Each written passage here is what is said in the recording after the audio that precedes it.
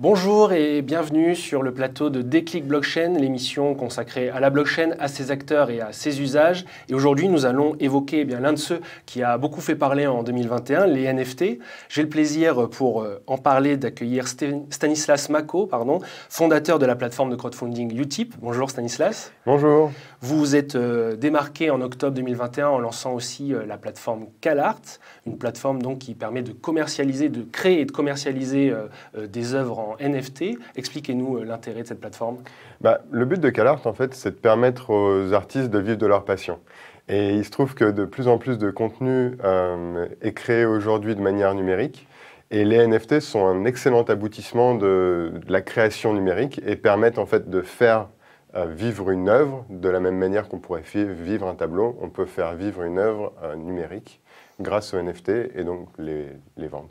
Est-ce que vous pouvez nous rappeler ce que sont les NFT, donc les tokens non fongibles? Exactement, donc NFT, non-fungible token, token non fongible, jeton non fongible. L'idée, c'est que ça permet de représenter un fichier. C'est quelque chose qui est hébergé au sein d'une blockchain. Donc une blockchain, c'est tout un ensemble décentralisé, un genre de base de données décentralisée. Et dans cette base de données, on dit qu'à un instant T, tel fichier est représenté de telle façon et appartient à quelqu'un.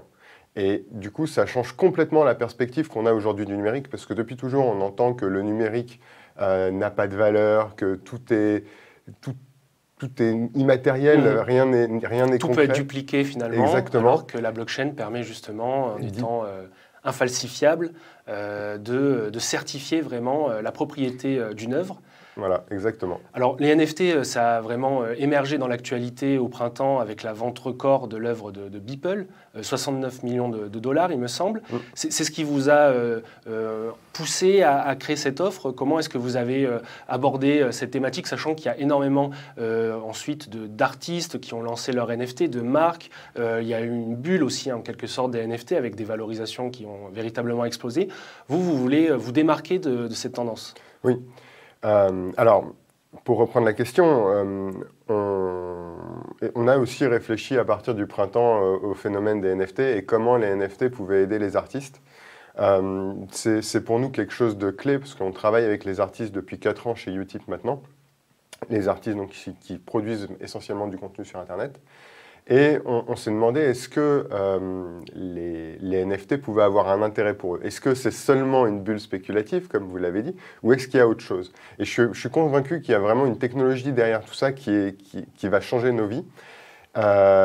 Et c'est pas vraiment les montants en jeu qui ont attiré mon regard sur le phénomène. C'est vraiment le cœur technologique derrière et cette idée qu'en fait tout le contenu qui est créé sur les réseaux sociaux, tout le contenu qui est créé sur Internet va enfin pouvoir être authentifié, va avoir une certaine authenticité et donc va enfin permettre aux créateurs numériques de vivre comme n'importe quel artiste.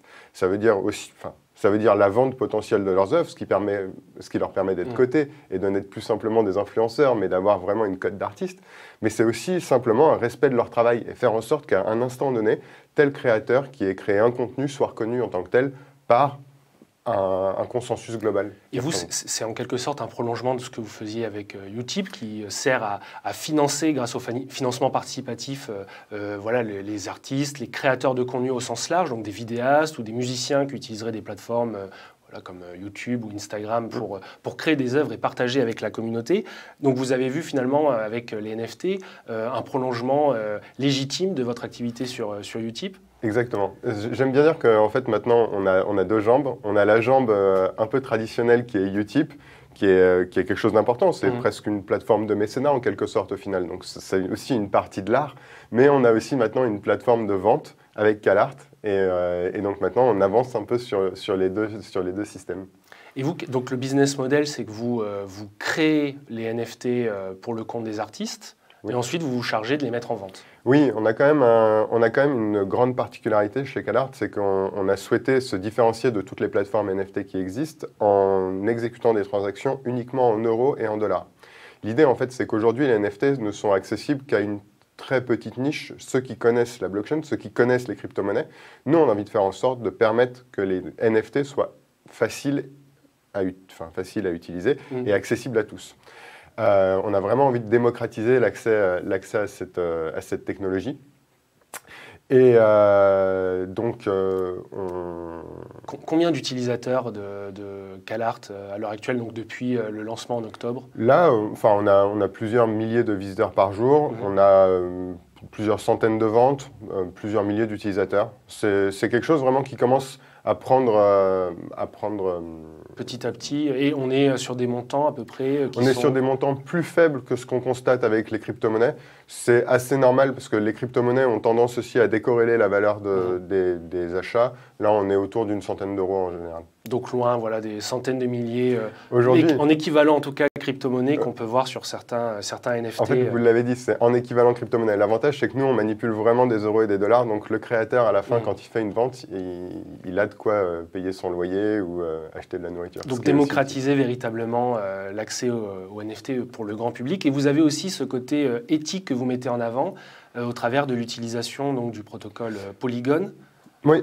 En fait, pour nous, même à travers Utip, c'était toujours important de faire les choses de manière respectueuse, d'avoir une certaine image qu'on veut défendre.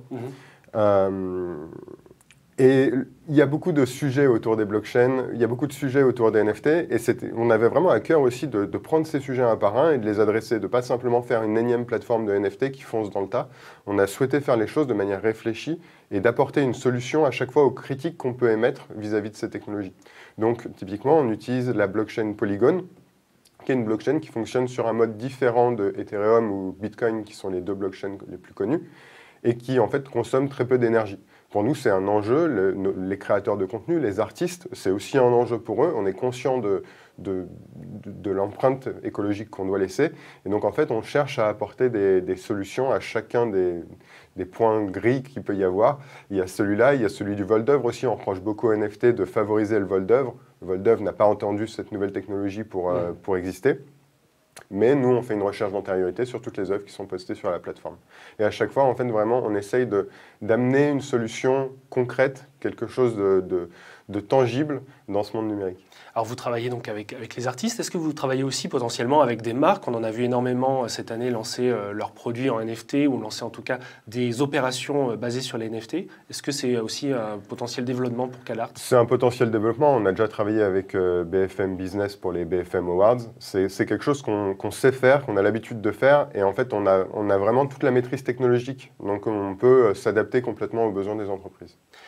Sur ce qu'on entend beaucoup aussi dans le potentiel de développement du NFT, on voit potentiellement l'accès à certains contenus qui pourraient être déterminés, dépendre de la possession d'un NFT. C'est pour ça qu'il y a aussi des usages en matière de billetterie. Est-ce que ça aussi c'est un potentiel développement pour CalArt? C'est complètement un potentiel développement, mais pas forcément pour CalArt pour le coup. CalArt, ça restera une plateforme liée à l'art, liée à la vente d'œuvres uniques. C'est vraiment l'ADN de cette plateforme et tout le système d'enchères est vraiment lié à cet ADN.